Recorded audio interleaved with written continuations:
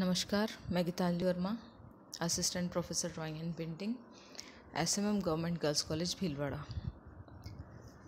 BA part second के theory paper में आज हम प्रसिद्ध चित्रकार राजा रवि वर्मा के बारे में जानेंगे,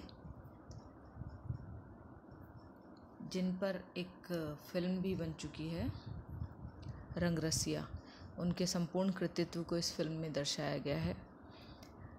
आप ब्रिटिश कला तकनीक से खासे प्रभावित थे और लगभग यही प्रभाव आपकी प्रत्येक चित्र में रहा। राजा रवि वर्मा का जन्म 29 अप्रैल 1848 को केरल के एक गांव किलीमन्नूर में हुआ था।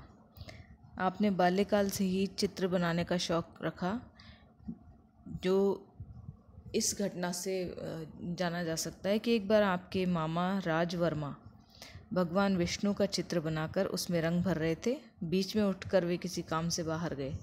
तब बालक रवि वर्मा ने बाल उत्सुकतावश उससे पूरा कर दिया और नीचे गरुड़ का चित्र भी अंकित कर दिया। उनके मामा इससे बहुत अभिभूत हुए और उनके मामा, जो कि तंजौर पद्धति में चित्र बनाते थे, इस पद्धति का रवि वर्मा जी पर भी बहुत प्रभाव पड़ा। रवि वर्मा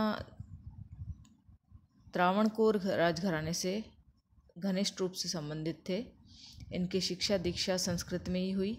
बाल्यकाल से ही इन्होंने रामायण, महाभारत, कालिदास आदि ग्रंथों का अध्ययन किया, किंतु संस्कृत भाषा उन्हें समझ नहीं आती थी। आपकी रुचि केवल चित्रकला में ही थी और इन्हीं पर आधारित आपने अनेकों चित्र बनाए। 14 वर्ष की आयु प्राप्त करते करते आप एक सिद्धहस्त कलाकार बन गए। यद्यपि रवि वर्मा ने किसी कला महाविद्यालय अथवा संस्थान से कला की विधिवत शिक्षा प्राप्त नहीं की थी, किंतु अपनी अनवरत कला साधना, अथाह लगन और विकसित कला दृष्टि के कारण आपने इस क्षेत्र में अभूतपूर्व सफलता प्राप्त की।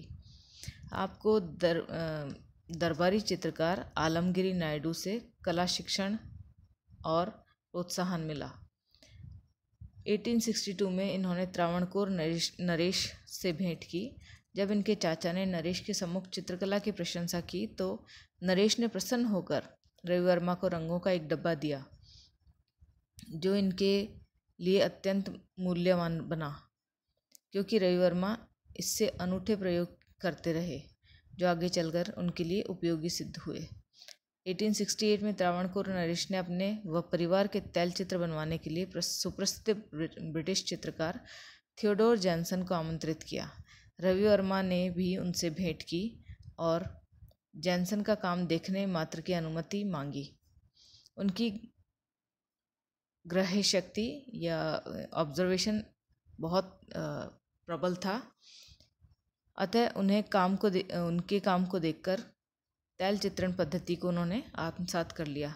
त्रिवेंद्रम के राजाश्रय में कला का विकास किया। ये अलगरी नायडू को अपना गुरु मानते थे। अंग्रेजी सत्ता के प्रभाव से विदेशी चित्रण पद्धति का अधिक जोर था, अतः इनका ध्यान स्वभावतः ही इस ओर आकर्षित हो गया। रवि वर्मा यूरोपियन पद्धति के विशेष प्रशंसक और अनुवर्ती या फॉलोअर बन गए।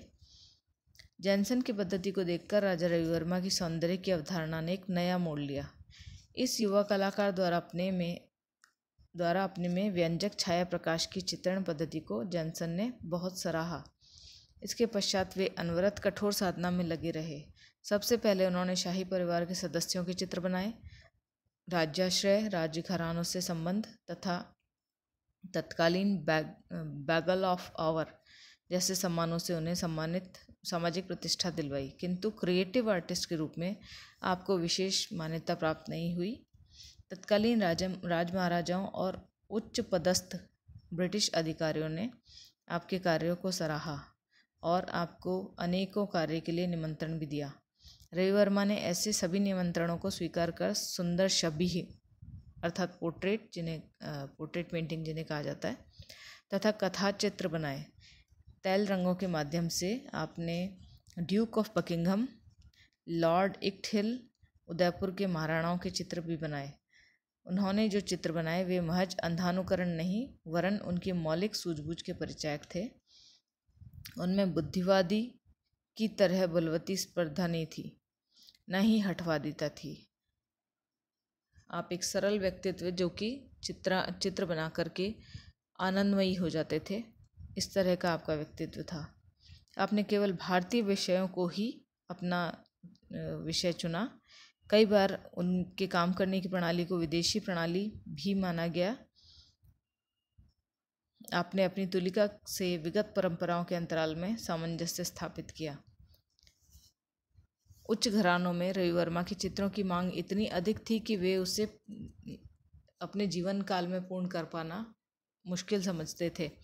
अतः सर माधवराव की सहायता से आपने सन 1894 में मुंबई के उपनगर घाटकोपर में अपनी एक लिथोग्राफिक प्रेस खोलकर चित्रों की प्रतिकृतियां छपवाई। इससे इनके चित्र घर घर में फैल गए और चित्रों का मूल्य सस्ता हो गया, जिसे लोग खरीदने में भी सक्षम हो गए।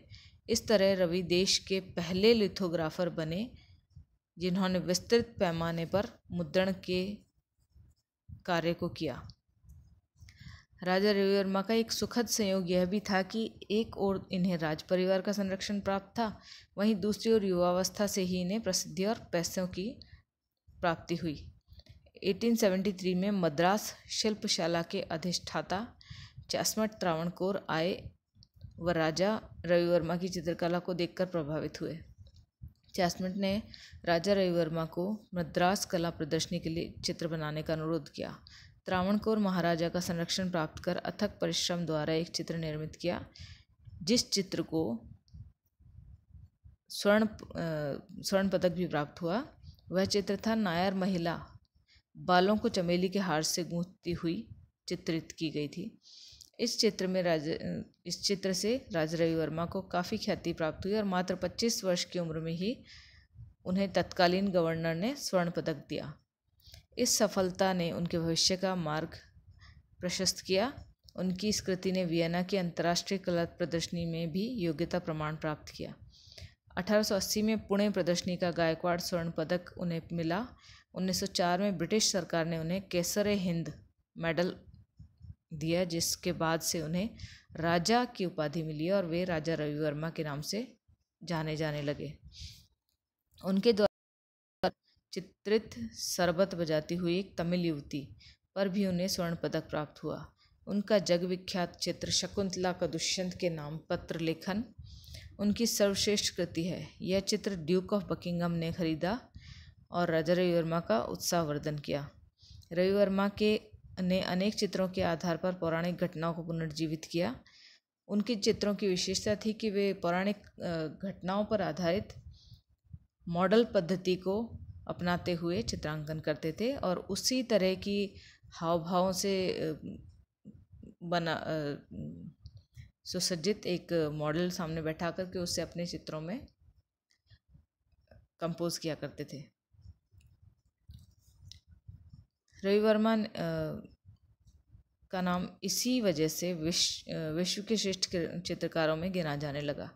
सन 1901 में रवि वर्मा उदयपुर दरबार के निमंत्रण पर उनके यहाँ गए तथा कुछ अन्य चित्रों के साथ उन्होंने वहाँ महाराणा प्रताप का भी एक सुंदर व्यक्ति चित्र बनाया। बाद में उन्होंने मैसूर के जगमोहन महल हेतु पौराणिक आख्यानों पर आधारित कुछ चित्र बनाए, जिससे उन्हें धन की प्राप्ति हुई। आपके उल्लेखनीय चित्रों में सरस्वती, केरली स्त्री, जटायुवध, मुरुगन अर्थात कार्तिकेय,